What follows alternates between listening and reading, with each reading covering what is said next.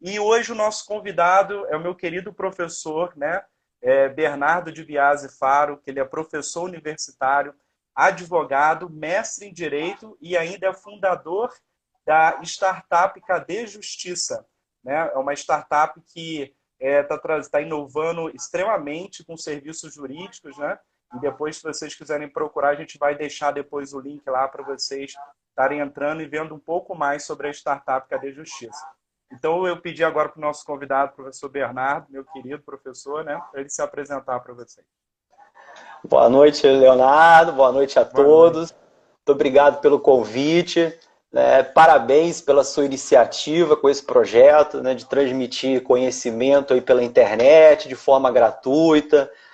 Ainda mais nesse momento que a gente está passando, né, um momento de grandes mudanças, né, um momento extremamente diferente aí para todo mundo, mas que sem dúvida vai passar. Né? Certamente esse momento vai passar e eu acho que cabe a nós agora aqui refletir, né, sobre como vai vir, o que vai vir depois dessa pandemia, o que a gente pode tirar de bom de tudo que está acontecendo. E eu me propus a falar um pouco sobre os temas que eu considero muito importantes, né? Tecnologia, startup, empreendedorismo. Então, eu não poderia pensar em recusar o seu convite, você sempre foi um excelente aluno, né? Então, sempre eu vou estar aí te apoiando, pode contar comigo. Obrigado. E aí eu te faço a pergunta, professor. Você acha que os profissionais de hoje vão ser os acendedores de postes de outrora? Com certeza, com certeza. Muitas profissões vão surgir, né? Muitas vão desaparecer, outras vão surgir e algumas vão, né, se transformar. Eu já tinha ouvido falar dessa profissão que você falou de acendedor de postes, e quando eu ouvi falar dela, eu ouvi dizer que eles criaram um sindicato na época contra a Exatamente. implantação da energia elétrica.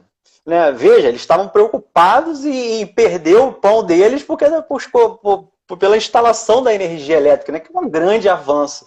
Então isso demonstra, como você falou, né, que não é de hoje o choque entre o novo e o velho, né, entre o previsível e o imprevisível. Né? O próprio cérebro humano, ele prefere, né, se manter como ele está. O novo demanda mais energia. Então você vê que é natural de pessoa para pessoa isso variar, variar até de cultura para cultura, de lugar para lugar.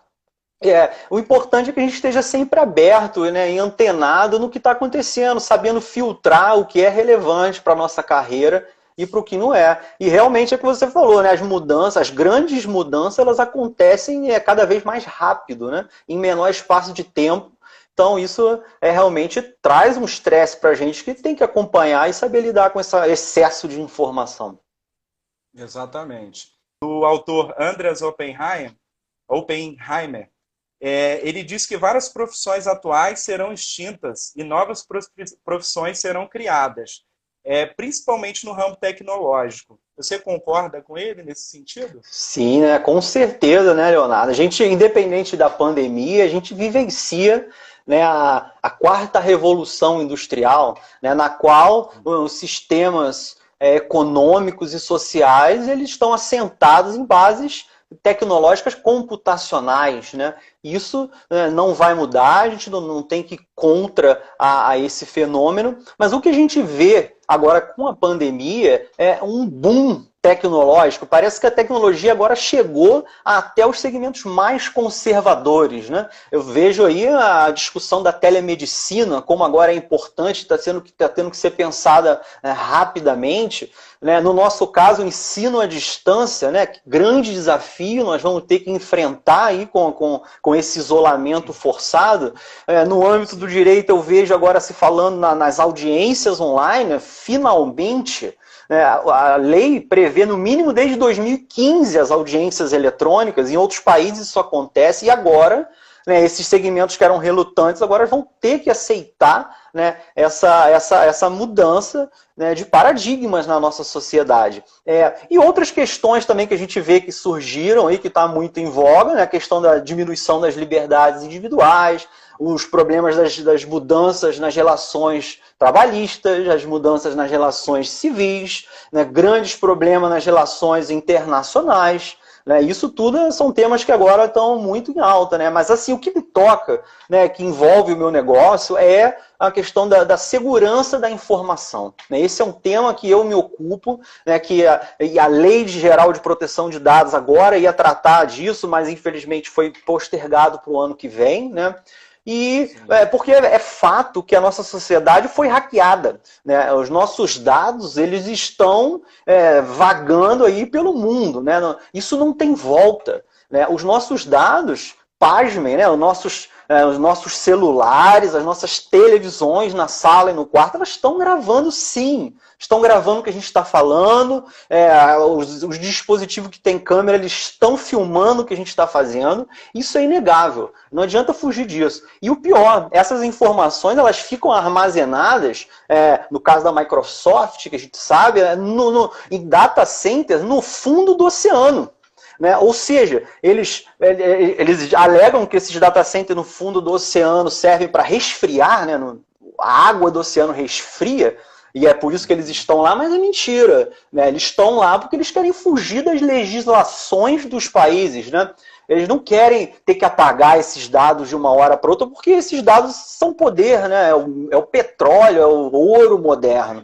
Mas a discussão que nos cabe, então, é pensar no que vai ser daqui para frente. Né? O que fazer com essa sociedade hackeada. Né? E aí entra questões, né, também das mais antigas, né, que é a ética, né, e a questão da responsabilidade dos gestores desses dados, o que eles vão fazer com esses dados. Acho que esses são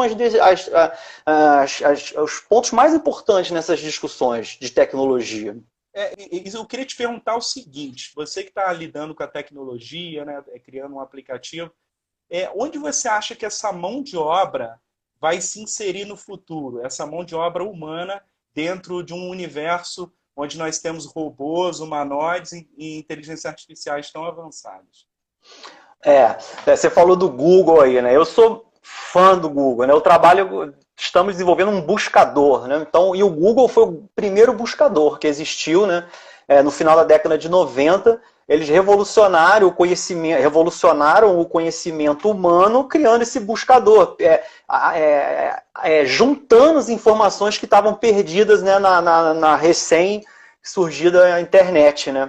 Então, eu acho incrível a missão deles. Né? A missão do Google é armazenar todas as informações existentes no planeta Terra e torná-las acessíveis de forma gratuita a qualquer cidadão em qualquer lugar do planeta. Isso eu acho fantástico. Mas em relação à mão de obra, né, em relação ao trabalho humano, quando me vem esse tema, me vem um artigo interessante do Lênio Streck, tenho certeza que você conhece, né, da nossa área jurídica. Ele diz que ele é muito pessimista e, na opinião dele, se esse excesso de tecnologia realmente for implementado no direito, dará tudo errado. Porque ele acha que o excesso de tecnologia vai criar profissionais preguiçosos, né? Profissionais que não vão buscar mais a essência dos temas, né? A origem, o porquê das coisas. Né? Vão jogar ali e vão ter as respostas. Eu não acho que é bem assim. Né? Eu acho que a tecnologia ela precisa ser vista como uma ferramenta, né? Um meio para que o ser humano ele facilite, né? Que facilite as atividades do homem. Né? No âmbito do trabalho, por exemplo, né? Simplificar os processos de trabalho, diminuir as atividades repetitivas, na área da saúde, mapear as nossas atividades, melhorar o trânsito, né?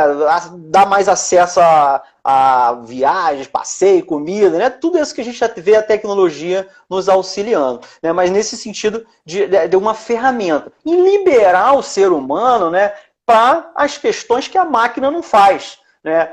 Raciocinar, interpretar, fazer correlações, né? Fazer julgamentos afetivos, isso a máquina não vai fazer. Né? Você falou em inteligência artificial. Inteligência artificial é um termo usado e que é muito distante do que a gente imagina. Né? Se fala em inteligência artificial como se a máquina fosse substituir o ser humano, né? Como a gente vê nos filmes. Mas isso não vai acontecer. A máquina tão cedo não vai substituir o ser humano. Nem ninguém que está aqui, a nossa geração, nem as próximas vão conseguir, vão ver o dia que a máquina vai superar o ser humano. Ela vai ser sempre, né, vai fornecer essa ajuda, né, para o ser humano. O que tem de verdade em relação ao que se chama de inteligência artificial são sistemas de informática que eles conseguem extrair um grande volume de dados e nesse grande volume de dados estabelecer padrões de comportamento. E aí, com esses padrões, ele toma uma decisão, né, e isso se chama inteligência artificial. Por exemplo, no marketing... Opa, caiu aqui. Por exemplo, no marketing digital, caiu aqui. O marketing digital, né, já não é de hoje que a gente sabe que tem sistemas aí que estudam o nosso comportamento na internet e depois nos oferecem, né, bens e serviços aí conforme, né, o que a gente vê. Outra aplicação que realmente existe de inteligência artificial, né, o machine learning também chamado, né, a máquina que aprende, o reconhecimento facial, né, que está muito hoje em dia se fala. Por exemplo, um computador ele cruza um sistema do Detran, né, que também já foi hackeado há muito tempo. Todo mundo que tem carteira e foto no Detran está tudo pirateado em algum lugar do mundo ou do oceano.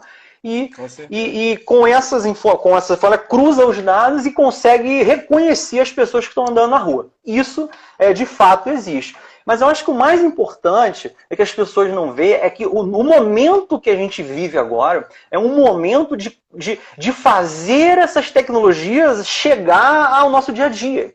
Né? Não sei se você lembra, muito se falou aí em realidade aumentada, em ambiente virtual. Isso não pegou.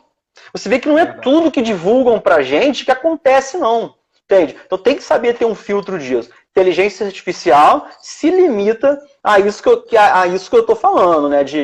Desses mapeamentos de padrões e ponto. Né? É o que está chegando até a gente. Né? Tecnologias que ainda nem chegaram na gente, né? Essa do processamento quântico, é incrível. Vai precisar. Isso vai chegar. Porque o volume de dados vai ser tão grande que os sistemas atuais não vão conseguir, né, processar tudo do volume que precisa. Mas é distante também ainda. Né? Nanotecnologia, mais distante ainda. Vida eterna. O Google fala que financia um estudo de vida eterna e que daqui a 15 anos nós vamos chegar ao nível de ter uma vida eterna. Não sei. Né? Viver fora do planeta também. São questões tecnológicas que são muito longe. Eu acho que a gente tem que focar mesmo no que tem aqui, que a gente pode pegar e utilizar no nosso dia a dia. É isso que a gente tem que pensar.